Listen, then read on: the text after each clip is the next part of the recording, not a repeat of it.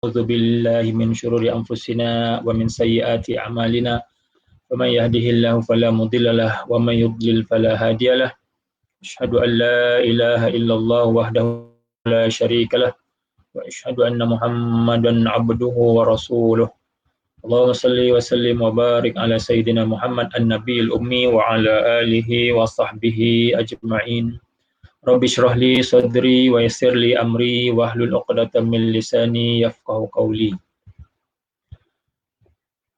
Alhamdulillah yang dihormati para pendengar, tuan-tuan, puan-puan, muslimin, muslimat yang dirahmati Allah sekalian, insya-Allah pada petang yang penuh berbahagia ini, insya-Allah kita akan berdaurah bersama dengan matan Arba'in Nawawiyah, hadis-hadis 40 yang dihimpunkan oleh Imam Nawawi rahmatullah alaih. Hadis 40 ini memang masyhur lah, ya. Kalau disebut saja hadis 40 biasanya kita akan merujuk kepada Imam Nawawi. Walaupun di sana sebenarnya ada banyak, ya, bila sebut hadis 40 sebenarnya ada banyak ulama-ulama yang menghimpunkan berkenaan dengan 40 buah hadis.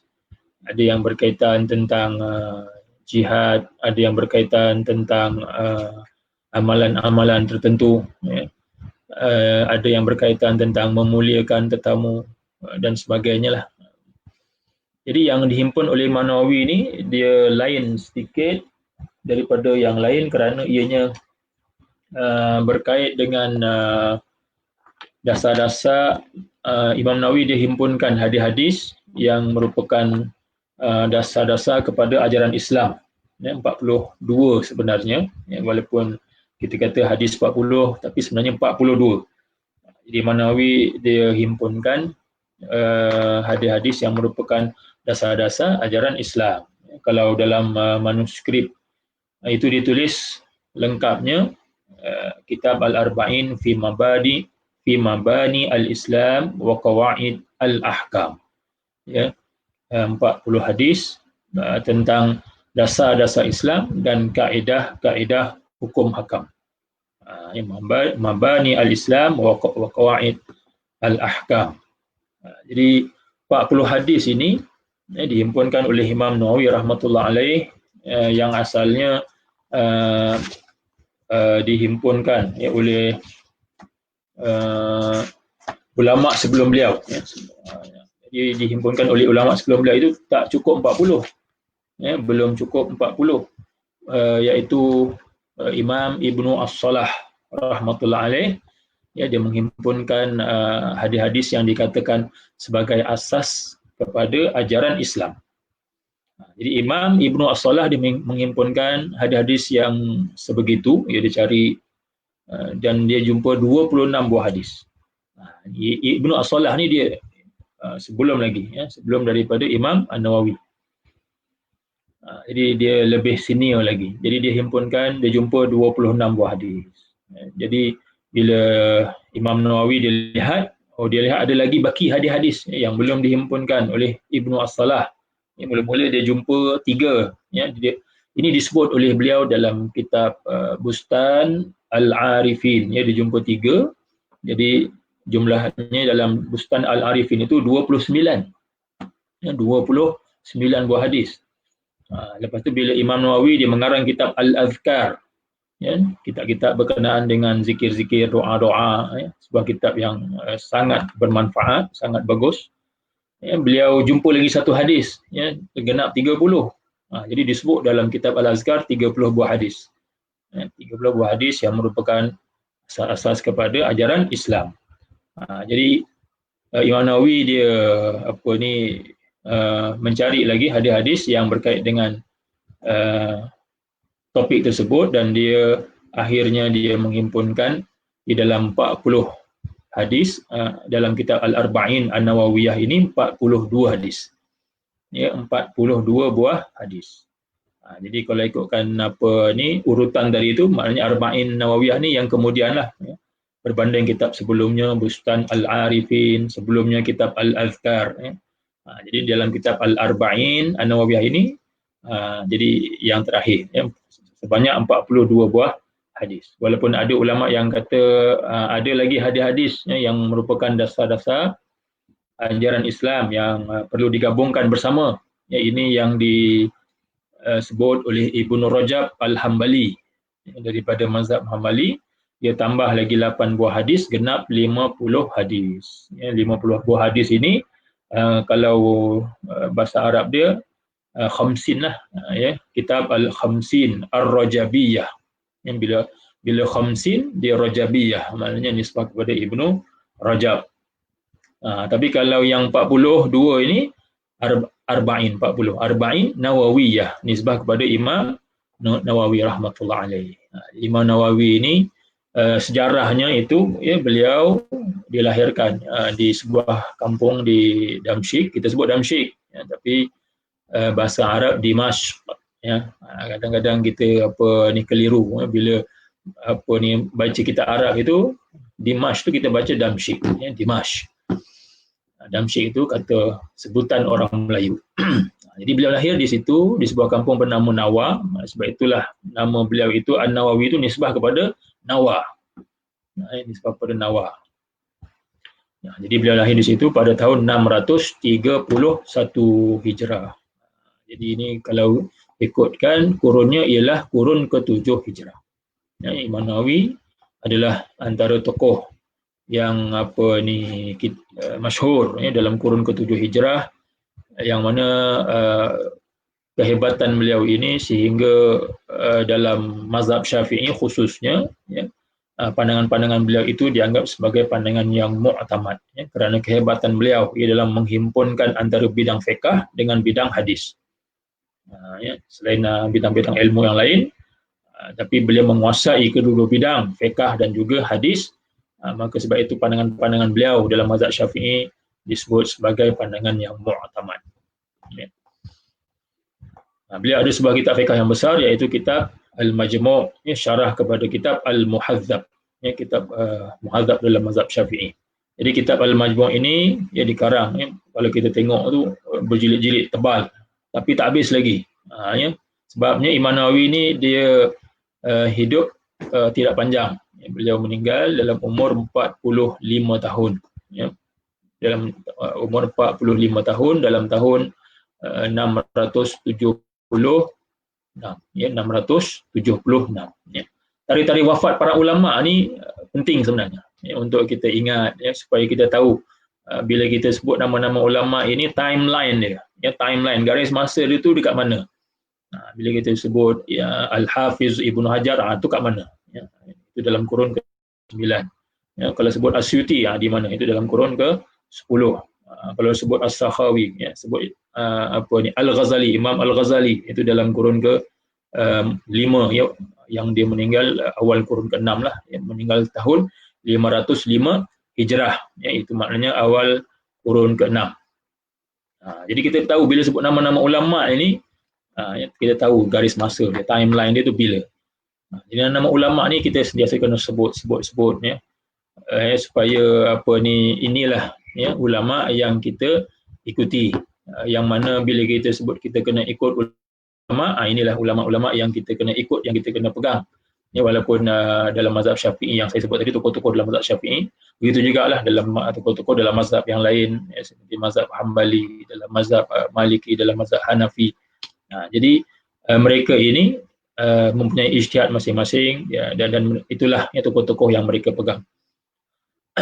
Sebab apa? Sebab ulama ini disebutkan oleh Nabi SAW, al-ulama warathatul anbiya.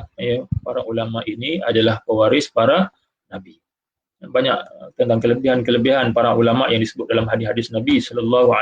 Di antaranya bahawa ilmu itu tidak akan dicabut daripada dada para ulama ini sekaligus ditarik, begitu bukan dicabut begitu, tapi cara Allah Ta'ala mencabut ilmu ini ialah dengan mematikan para alim ulama.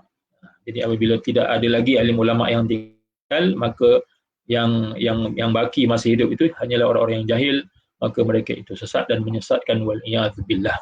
Jadi sebab itulah kita kena mengikut para alim ulama, mudah-mudahan kita terpelihara daripada tersilap, tersesat, terseleweng, menyeleweng.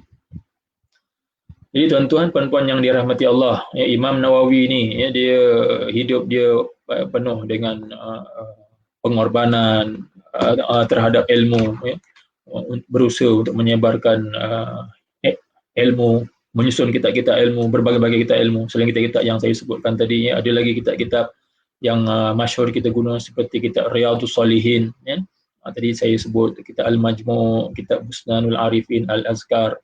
Beliau juga ada kitab yang masyhur yang digunakan pakai oleh umat Islam seluruh dunia, iaitu kitab Riyadhus Shalihin. Juga kitab hadis, mengandungi hadis-hadis Nabi sallallahu alaihi wasallam berkenaan dengan akhlak, adab, amal ibadah seharian. Jadi Imam Nawawi ini juga seorang yang zuhud, wara' dan bertakwa, seorang yang sangat soleh, sangat soleh. Beliau dikatakan berguru dengan satu orang syekh yang soleh, sufi yang bernama Syekh Yasin bin Yusuf Az-Zarkashi. Syekh Yasin bin Yusuf Az-Zarkashi. Itu guru beliau dalam bidang tasawuf. Baik, kitab yang kita gunakan ini ialah kitab yang diterjemahkan oleh Al-Fadil Ustaz Ahmad Afiq Irsyad bin Umar, yang mana beliau ini berusaha untuk mentahqiq kitab Arba'in Nawawiyah ini. Kalau kita tengok dekat bahagian muqaddimah itu, beliau berusaha untuk mentahqiq kitab ini daripada manuskrip tulisan tangan.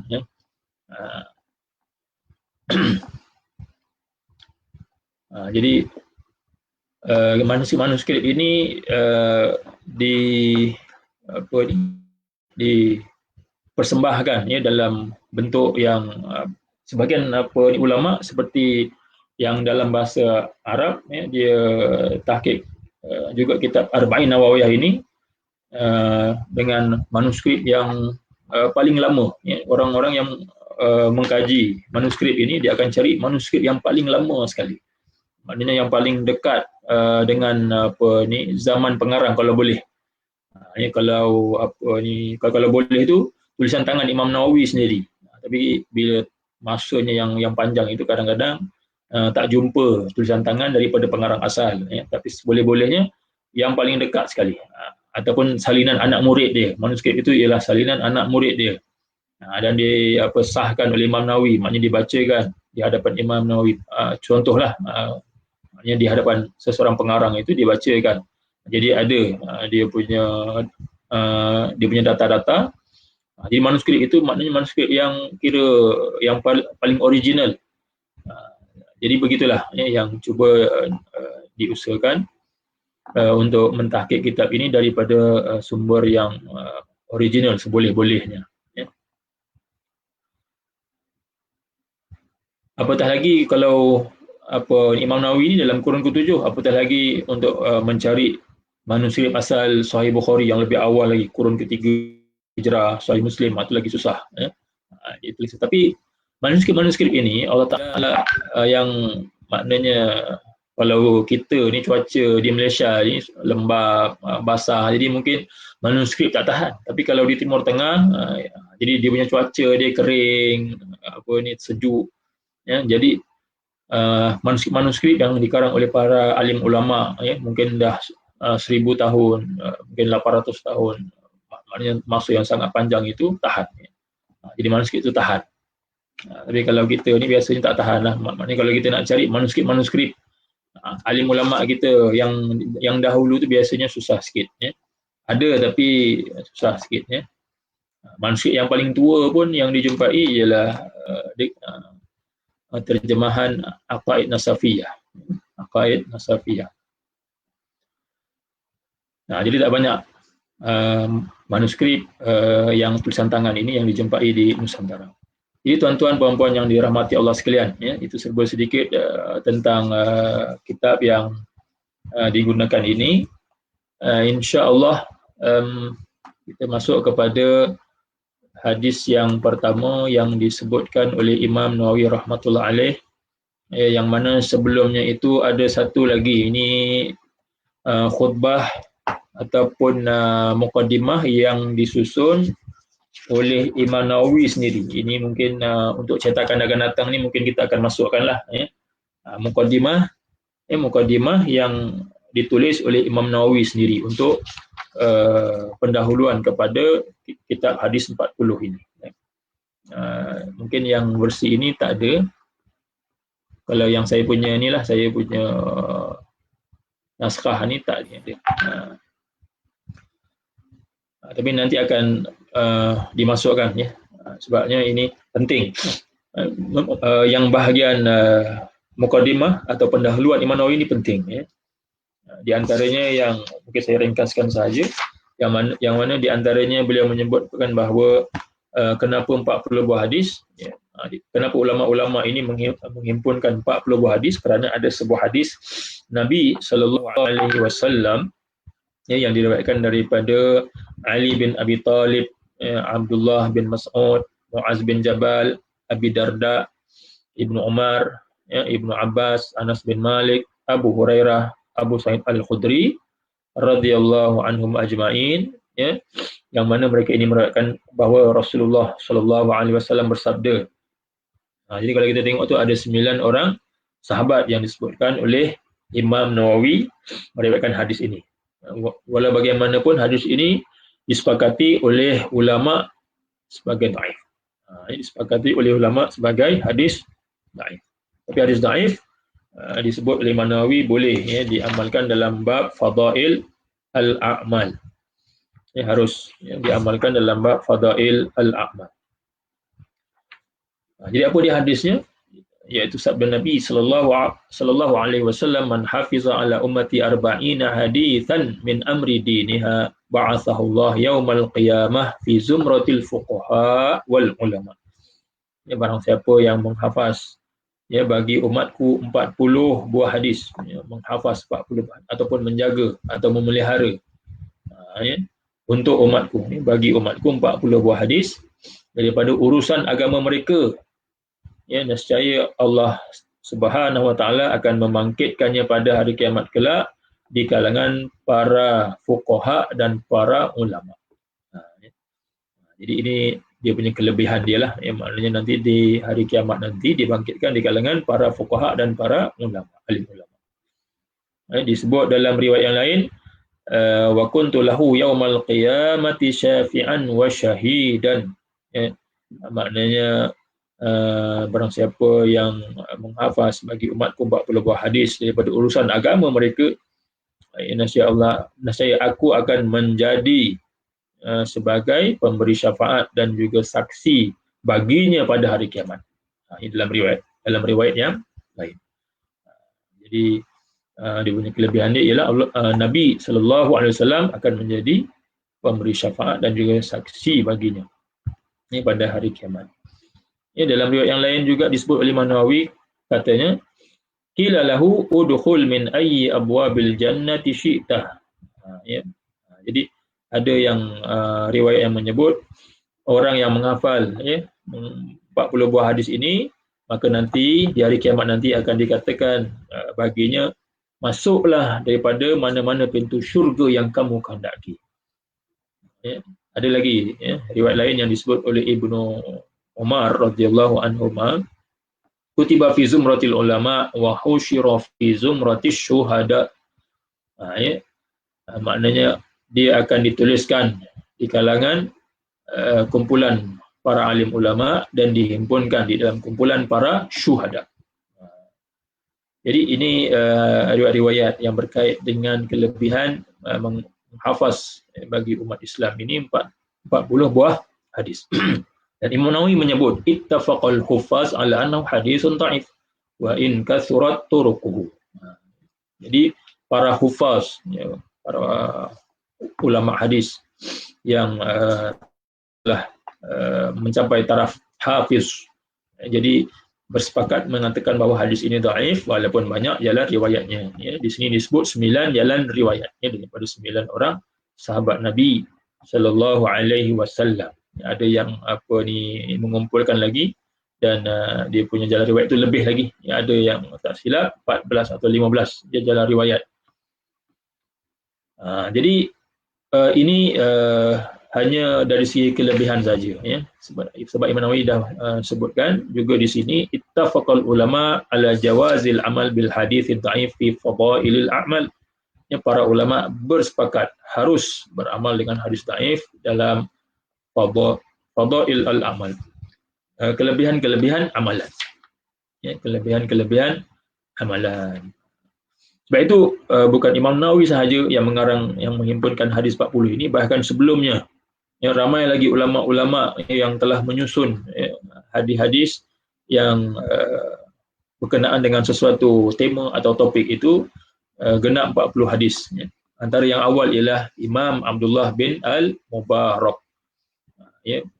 Abdullah bin Al-Mubarak, dia ada menghimpunkan 40 hadis tentang jihad, 40 hadis tentang ilmu dan sebagainya. Kemudian antaranya lagi ialah Imam Muhammad bin Aslam At-Tusi, juga ada menghimpunkan 40 buah hadis.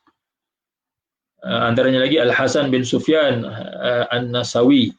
Al-Hasan bin Sufyan An-Nasawi wa Abu Bakar Al-Ajurri, Abu Bakar Muhammad bin Ibrahim Al-Asbahani, Ad-Daraqutni, Al-Hakim, Abu Nuaim Al-Asbahani, Abu Abdurrahman As-Sulami, Abu Sa'ad Al-Malini, Abu Uthman As-Sabuni, Muhammad bin Abdullah Al-Ansari, Abu Bakar Al-Baihaqi, dan banyak lagi. Maknanya ramai ulama-ulama menulis hadis, menghimpunkan hadis 40. Walaupun dia punya topik itu berbagai-bagai lah, dalam berbagai-bagai topik. Cuma istimewanya hadis 40 Imam Nawawi ini dia khusus berkaitan dengan dasar-dasar ajaran Islam. Dasar-dasar ajaran Islam. Jadi sebelum ini tidak ada lagi hadis-hadis yang dihimpunkan sebanyak 40 ini dalam topik yang sebegitu. Baik.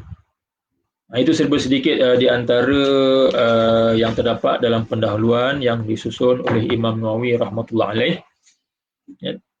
Kemudian kita masuk kepada hadis yang pertama,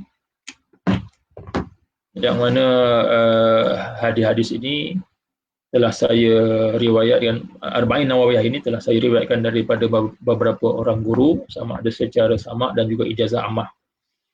Dengan sanad yang bersambung kepada Imam An-Nawawi rahmatullah alaih. Hadis yang pertama, an Amiril Mu'minin Abi Hafs Umar bin Al-Khattab radhiyallahu anhu qala sami'tu Rasulullah sallallahu alaihi wasallam yaqul innamal a'malu binniyat wa innamal likulli imri'in ma nawa faman kanat hijratuhu ila Allah wa rasulih fa hijratuhu ila Allah wa rasulih wa man kanat hijratuhu lidunya yusibuha aw imra'atin yankihuha fa hijratuhu ila ma hajara ilaihi, rawahu Muslim. Daripada Amiril Mu'minin, ini nisbah gelaran Sayyidina Umar bin Al-Khattab, Abu Hafs Umar bin Al-Khattab radhiyallahu anhu. Dia kata, aku mendengar Rasulullah sallallahu alaihi wasallam bersabda, hanya setiap amalan itu bergantung dengan niat. Dan sesungguhnya bagi setiap orang apa yang dia niatkan. Barang siapa yang hijrahnya menuju kepada Allah dan Rasulnya, niat dia itu semata-mata kerana Allah Subhanahu wa taala, jadi dia akan dapat hijrahnya kepada Allah dan Rasul. Maka dia dapat Allah dan Rasul. Barang siapa yang hijrahnya kerana dunia, yang dia mahu mencari habuannya, keuntungan dunia ataupun habuan dunia yang sementara, atau kerana seorang perempuan yang dia mahu berkahwin dengannya, maka hijrahnya ke arah perkara yang ditujuinya itu, maka dia akan dapatlah apa yang dia niatkan itu, tapi dia tidak dapat yang lain. Sebab kalau dia niat kerana Allah, maka niat itu dia tidak boleh dicampur dengan yang lain, tidak boleh. Ikhlas itu dia mesti sepenuhnya bulat kerana Allah Subhanahu wa taala. Jadi kalau dia bercampur dengan yang lain, maka yang lain itu kadang-kadang lebih. Maka yang lebih itu, maka dia akan dapat apa yang diniatkan itu, tapi tidak dapat Allah dan Rasulnya. Ya, hadis riwayat Muslim dalam kitab sahihnya. Mungkin ini ada kesilapan sedikit lah. Sebenarnya disebut oleh Imam Nawawi rawahu Al-Bukhari wa Muslim. Ini dekat naskah saya lah, tapi nanti kita akan betulkan.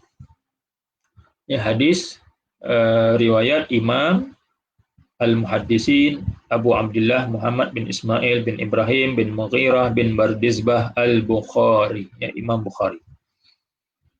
Hadis ini riwayat Imam Al-Bukhari, bukan Imam Muslim sahaja, tapi juga diriwayatkan oleh Imam Al-Bukhari. Bahkan diletakkan hadis ini di awal kitab sahihnya, awal kitab sahihnya, dan diletak pula tajuk kaifa badul wahyi ila Rasulullah sallallahu alaihi wasallam, bagaimanakah permulaan turunnya wahyu kepada Rasulullah sallallahu alaihi wasallam.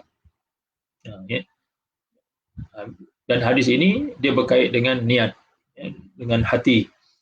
Jadi di antara istinbat yang dikeluarkan daripada apa yang ditulis oleh Imam Bukhari itu ialah dengan keikhlasan hati Rasulullah sallallahu alaihi wasallam itu untuk mencari kebenaran itu, maka akhirnya Allah Taala membangkitkannya sebagai seorang nabi dan rasul, dan menurunkan wahyu kepada baginda ketika baginda berusia 40 tahun. Jadi riwayat ini diletakkan di awal-awal. Bahkan ramai ulama yang mengikut Imam Bukhari dalam meletakkan hadis ini di awal kitab karangan mereka. Jadi mereka ini seolah-olah nak mengambil berkat, mengambil berkat dengan hadis Rasulullah sallallahu alaihi wasallam ini, supaya dia menjadi satu pegangan, supaya apa yang dilakukan, ditulis, yang dikerjakan itu ikhlas semata-mata kerana Allah Subhanahu wa taala.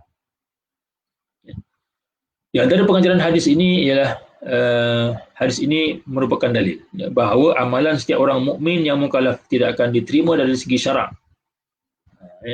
Takkan diterima amal-amalan yang disyariatkan kepada kita itu, yang takkan diterima, serta tidak akan menghasilkan sebarang ganjaran pahala, melainkan jika disertai dengan niat yang ikhlas kerana Allah Subhanahu wa taala. Jadi kerana peri pentingnya hadis ini,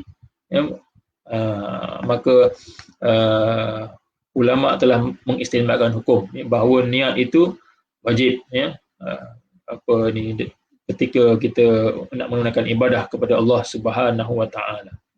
Banyak amal ibadah yang perlu disertakan dengan niat terlebih dahulu, sehingga Imam Asy-Syafi'i rahmatullah alaih pernah menyebut, di bawah hadis ini, termasuk di bawah hadis ini 1/3 ilmu, 1/3 ilmu.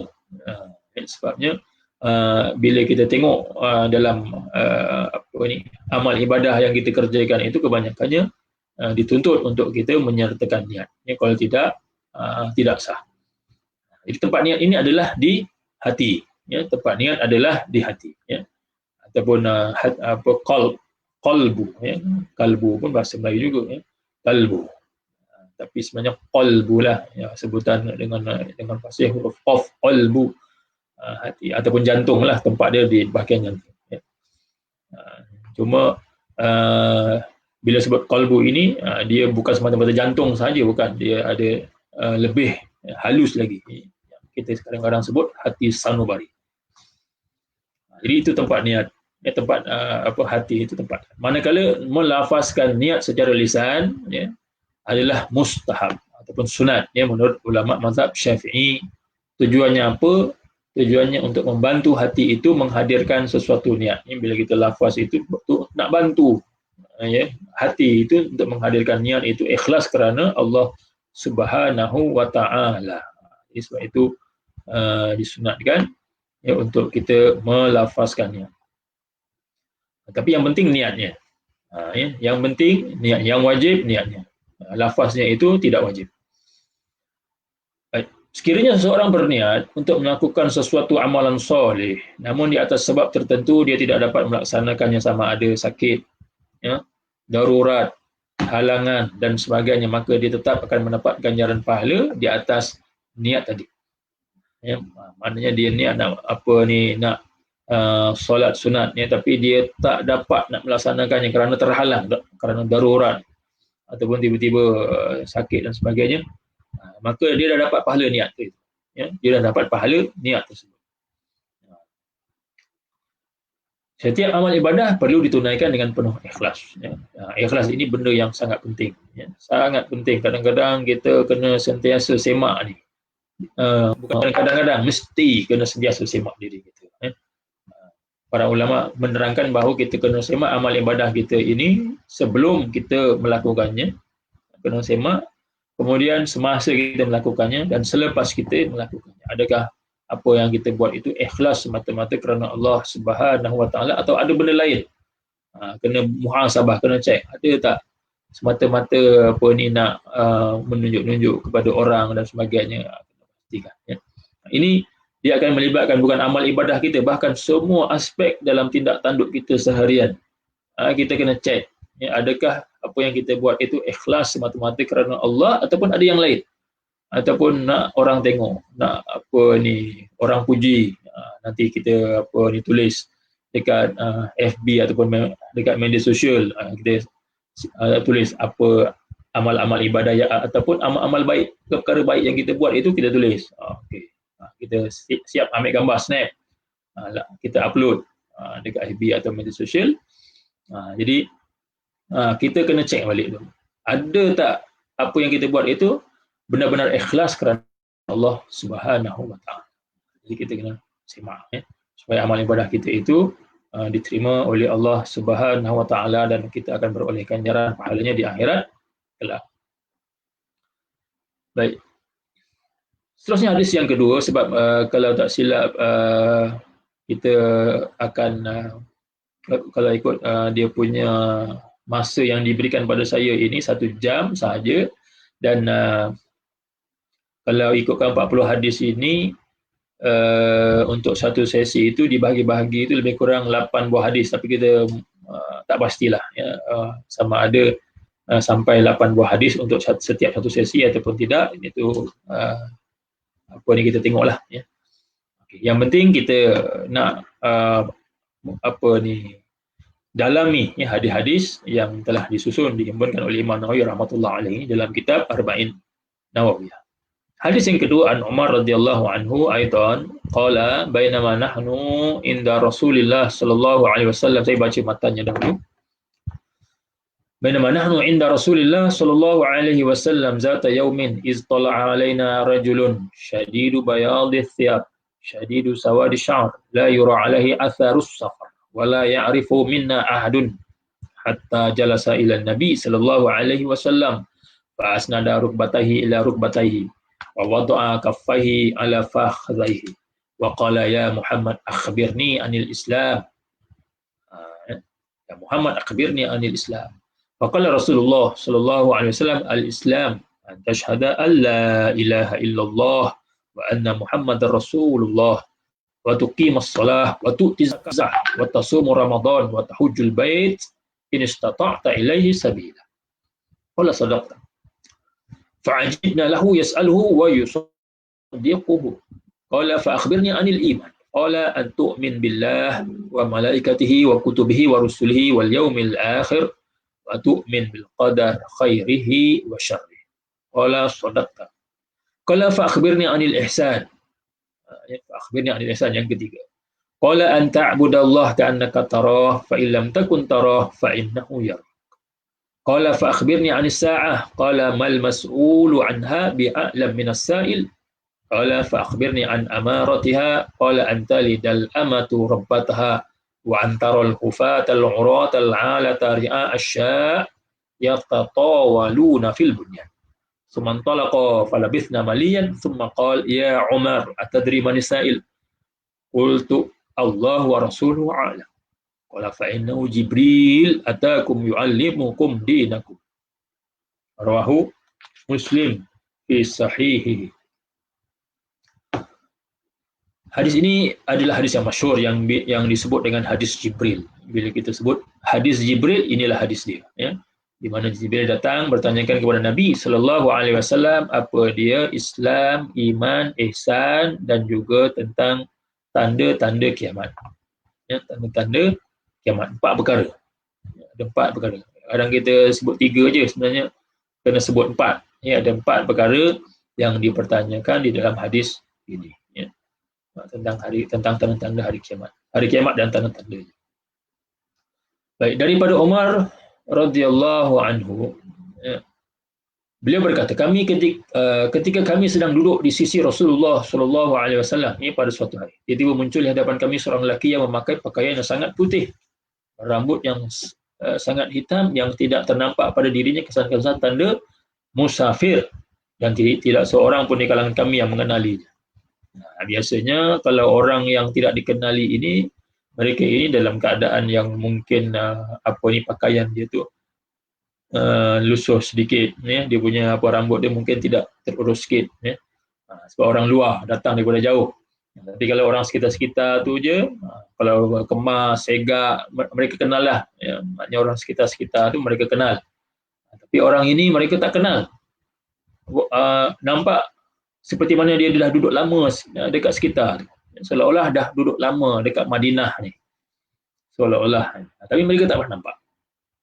Jadi mereka heran. Sebab itu Umar dia menggambarkan sifat orang ini.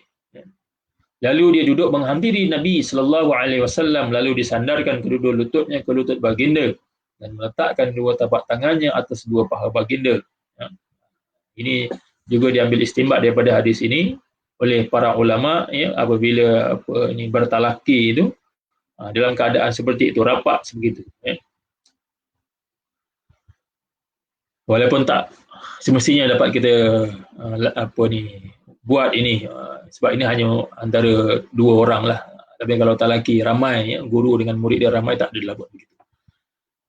Ya, ini khusus, ya, jika 2 orang. Jadi dia merapatkan, meletakkan 2 tapak tangannya atas 2 paha baginda sallallahu alaihi wasallam, seraya berkata, wahai Muhammad, terangkan kepadaku tentang Islam.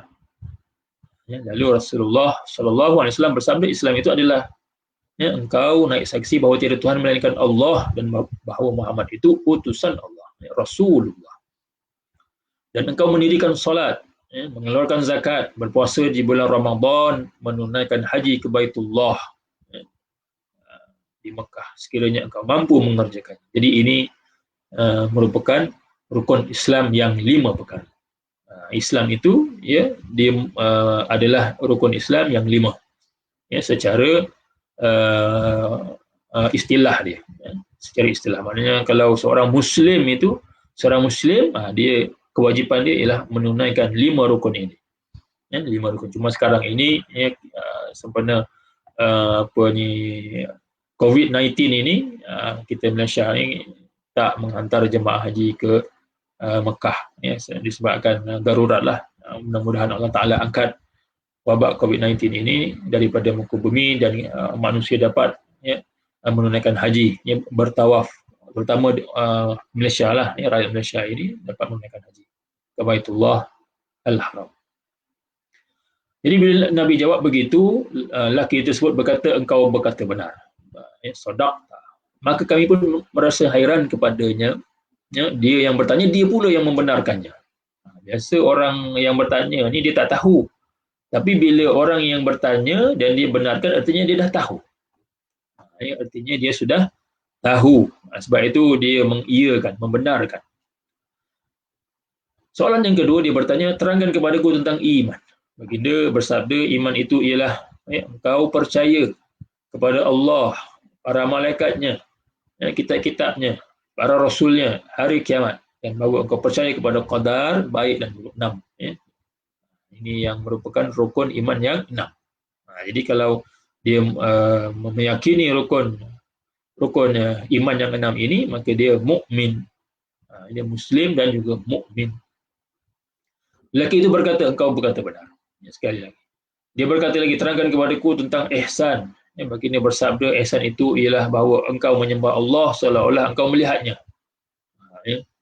Jadi hadis ini sangat dalam dia punya pengertian dia.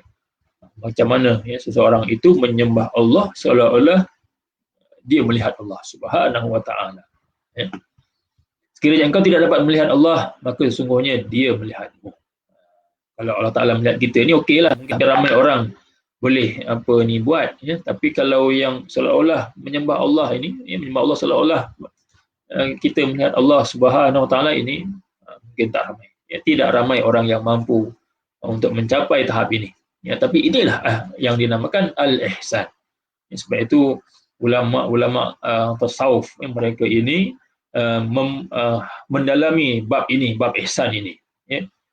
Mereka mendalami bab ihsan ini, bagaimana seseorang itu boleh mencapai tahap ihsan yang tinggi tadi, ya, menyembah Allah seolah-olah dia melihat Allah Subhanahu wa taala. Benda ini dianjurkan oleh Rasulullah sallallahu alaihi wasallam, ya. Sebab itu Nabi menjawab, ihsan tu apa, ya? Okey. Kemudian Jibril dia bertanya lagi, lelaki itu bertanya lagi, terangkan kepadaku tentang kiamat, ya, tentang as-sa'ah, kiamat, hari kiamat. Baginda bersabda, tidaklah orang yang ditanya lebih mengetahui tentangnya daripada orang yang bertanya. Maknanya orang yang ditanya ialah Rasulullah, yang mana Nabi kata yang ditanya, ya, tidaklah yang ditanya ini lebih mengetahui berbanding orang yang bertanya. Ya, artinya orang yang bertanya itu yang tahu. Kalau ikutkan gaya bahasa ni menunjukkan Jibril ini tahu, ya, tentang apa itu kiamat. Lelaki itu berkata, maka terangkanlah kepadaku tentang tanda-tandanya, tentang tanda-tandanya kiamat, tanda kiamat ini. Ya, baginda bersabda, ini adalah sebahagian sahaja tanda-tanda kiamat. Ya, ada banyak lagi tanda-tanda kiamat.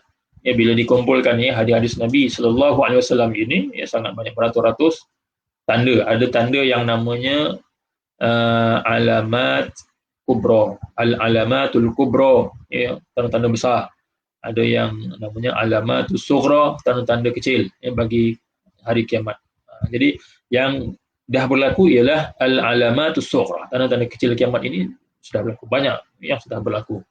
Ya, bahkan daripada start Nabi wafat itu adalah tanda yang pertama, ya, tanda yang pertama start daripada Nabi wafat sallallahu alaihi wasallam sampailah ke hari ini, banyak sudah berlaku tanda-tanda yang kecil. Adapun tanda-tanda besar belum lagi berlaku, ya, alamat al-kubra. Yang diterangkan di sini oleh Nabi sallallahu alaihi wasallam adalah tanda-tanda kecil, ya. Tanda-tanda kecil yang mana dikatakan oleh sebagian para ulama ianya sudah berlaku, iaitu apabila seorang hamba perempuan melahirkan tuannya, ya, melahirkan tuannya. Macam mana orang perempuan ini dia melahirkan bayi itu nanti jadi tuan dia. Ya.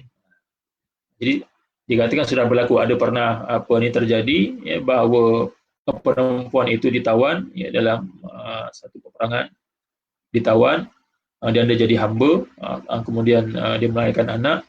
Kemudian anaknya itu menjadi anak kepada tuan dia, jadi anak kepada tuan dia. Jadi bila anak dia itu merupakan anak tuan dia, maka bila dah besar dia mewarisi tuan ayah dia lah, dia menjadi tuan. Akhirnya dia menjadi tuan, ya.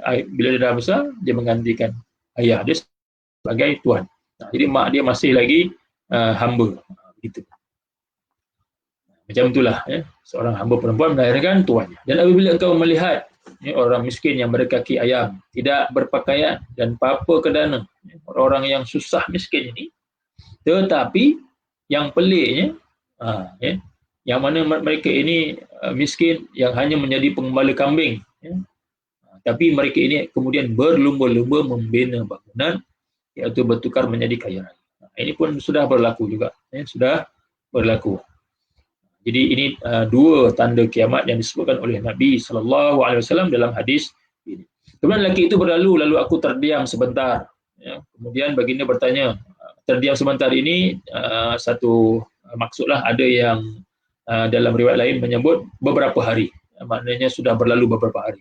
Kemudian baginda bertanya, wahai Umar, adakah engkau tahu siapa lelaki yang bertanya itu? Aku berkata, Allah dan Rasulnya lebih mengetahui. Jadi tak ada siapa yang tahu. Baginda bersabda, sesungguhnya dia adalah Jibril alaihissalam yang datang kepada kamu untuk mengajar kamu tentang agama kamu. Hadis riwayat Imam Muslim. Jadi bila disebutkan bahawa Jibril datang untuk mengajar kamu tentang agama kamu, jadi apa semua yang tadi itu semuanya adalah agama, ad-din, ya, al-Islam, ya, al-iman, al-ihsan, as-sa'ah wa amaratuha, ini semua adalah termasuk ad-din, agama. Bila sebut agama, ini semua, dia merangkumi semua. Ya. Jadi hadis Jibril ini antara pengajaran yang kita boleh ambil ialah selain dia menyentuh dasar-dasar agama, ya, yang wajib setiap umat Islam ini dia tahu, ya, apa dia rukun Islam, apa dia rukun iman. Ini pun kadang-kadang, ya, yang menyedihkan itu ada mungkin dekat Malaysia ni tak ada apa ni rancangan apa reality TV yang macam, tapi tak silap dekat Mesir dia ada rancangan reality TV. Dia pergi kepada masyarakat, dia tanya seorang-seorang. Siapa saja lalu dia tanya, sebutkan rukun Islam, ada yang tak boleh jawab. Sebutkan rukun iman, ada yang tak boleh jawab. Ini orang Arab sendiri ni. Ini orang Arab sendiri. Dia tak boleh jawab. Dia tak ingat. Jadi benda ni sebenarnya kena sentiasa, ya, kita peringatkan, kita sebut-sebut, ya. Kadang-kadang tapi bagi orang lain, ya, mereka lupa. Jadi sebab itulah perlunya, ya, nasihat menasihati, ya. Ad-dinu an-nasihah, ya, agama itu adalah nasihat, ya, supaya kita saling nasihat menasihati. Jadi hadis ini turut mengisyaratkan kepada kita agar sentiasa menjaga adab-adab dalam majlis ilmu, ya, dan juga adab-adab bersama ahli ilmu, ya, yang mana tadi orang lelaki yang tidak dikenali tadi terus datang menghadap Rasulullah, tapi Rasulullah terima, ya, dengan terbuka dan tidak dihalang oleh sahabat-sahabat Nabi yang lain, ya. Jadi menunjukkan ini semua ada adab, ya, dalam majlis ilmu, ya, seperti mengelokkan penampilan, ya, memakai pakaian yang bersih, berwangi-wangian, dan menjaga pertuturan, ya, menjaga pertuturan. Terdapat 4 perkara yang disentuh dalam hadis di atas, yang mana dalam terjemahan tadi, ya, juga telah saya uraikan serba sedikit, telah uraikan tentang apa itu Islam, ya, apa itu iman, juga ihsan, dan juga yang keempat tentang hari kiamat dan tanda-tanda hari kiamat. Jadi hanya 2 tanda sahaja yang disebutkan oleh Nabi SAW, dan ada banyak lagi. Maknanya dalam hadis-hadis yang lain tu Nabi sebut ada macam-macam lagi, ya. Nanti sampailah masanya yang tanda-tanda besar, al-alamatul kubra, ya, dengan munculnya Imam Mahdi, dengan turunnya Nabi Isa, dengan berlakunya malhamah kubra, ataupun versi orang putih dikata Armageddon, ya, perang besar, ya, Armageddon. Tapi dalam bahasa Arab sebut al-malhamah al-kubra dan sebagainya lah, ya. Itu semua dah besar. Itu semua adalah tanda-tanda yang besar, wal iazubillah. Ya, mudah-mudahan kita dikuatkan iman apabila bertemu, ya, dengan kalaulah, ya, bertemu dengan tanda-tanda seperti itu, ya. Dan yang paling ditakuti ialah kemunculan Dajjal, ya, laknatullah alaih, yang mana akan banyak orang yang terpedaya, ya, terpengaruh, ya, dengan dakwah Dajjal, ya, apabila dia muncul nanti, wal iazubillah. Jadi tuan-tuan puan-puan yang dirahmati Allah, jadi mungkin 2 hadis sajalah untuk sesi yang mula-mula ini, sebab tadi mungkin ada sesi pengenalan tentang Imam Nawawi, tentang Arba'in Nawawiyah ini sendiri, ya. Jadi mungkin sebab itu kita tak dapat masuk hadis yang ketiga, keempat dan seterusnya lah, ya. Walaupun kalau ikutkan perancangan sampai 8 buah hadis, ya. Tapi untuk sesi yang pertama ini cukup untuk 2 hadis, terutama kerana hadis yang kedua itu panjang, ya. Hadis Jibril alaihissalam tadi itu agak panjang sedikit. Mungkin dia ambil masa lah. Mungkin hadis-hadis yang kemudian nanti taklah sepanjang hadis Jibril. Jadi hadis-hadis yang dihimpunkan dalam Arba'in Nawawiyah ini, ya, memang seeloknya dihafaz, ya. Seeloknya dihafaz. Kalau tak hafaz pun seorangnya tahu, oh ini ialah hadis dalam Arba'in Nawawiyah. Dia tahu hadis ini termasuk dalam Arba'in Nawawiyah. sekurang-kurangnya dia tahu, walaupun dia tak ingat butir-butir dia satu persatu, tapi sebaiknya kalau kita dapat menghafaz Arba'in Nawawiyah ini. Dan kalau di tanah Arab tu ramailah sangat orang yang menghafal hadis 40 ini, sebab dia tak banyak lah. Kalau ikutkan tak banyak ni jumlah hadis-hadis Nabi sallallahu alaihi wasallam yang sangat banyak, puluhan ribu buah hadis. Kalau kita tengok imam-imam hadis dahulu, mereka luar biasa, hafalan mereka itu sangat luar biasa. Menghafal seperti Imam Bukhari 500,000 hadis, ada yang menghafal 300,000 hadis, seperti Imam Ahmad bin Hanbal menghafal 750,000 hadis, 750,000, ada yang mengatakan 1 juta hadis, 1 juta hadis. Tapi jumlah yang banyak itu kemungkinan dia termasuk dengan kepelbagaian jalan-jalan riwayat hadis yang sama.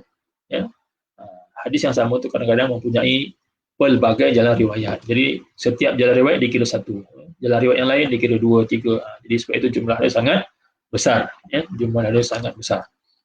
Jadi ulama-ulama dahulu sangat luar biasa. Sehingga kan Imam Az-Zahabi pernah menyebut, apabila dia melihat kehebatan ulama-ulama dahulu, ulama-ulama salaf ini, dia kata ulama-ulama mutaakhirin, ulama-ulama yang datang kemudian ini tidak akan mampu untuk cuba mengikuti, mencontohi ulama-ulama yang terdahulu, mutaqaddimin ini, ulama-ulama salaf yang terdahulu ini, sebab mereka ini diberikan keistimewaan oleh Allah Subhanahu wa taala dari segi kekuatan hafalan mereka dan sebagainya. Jadi tuan-tuan dan puan yang dirahmati Allah sekalian, insya-Allah sesi akan datang kita akan sambung hadis yang ketiga, daripada Arba'in Nawawiyah, dan sampai di sini sahaja yang dapat saya kongsikan bersama. Mudah-mudahan apa yang baik itu dapat kita manfaatkan, yang baik itu datang daripada Allah Subhanahu wa taala, dan sebarang kelemahan itu datang daripada diri saya sendiri. Dan kita sudahi sesi ini dengan tasbih kafarah dan suratul Asr. Subhanakallahumma wa bihamdika asyhadu an la ilaha illa anta astaghfiruka wa atubu ilaik. Wassalamualaikum warahmatullahi wabarakatuh. Bismillahirrahmanirrahim. Wal 'asr innal insana lafi khusr illa alladhina amanu wa 'amilus solihati wa tawassaw bil haqqi wa tawassaw bis sabr.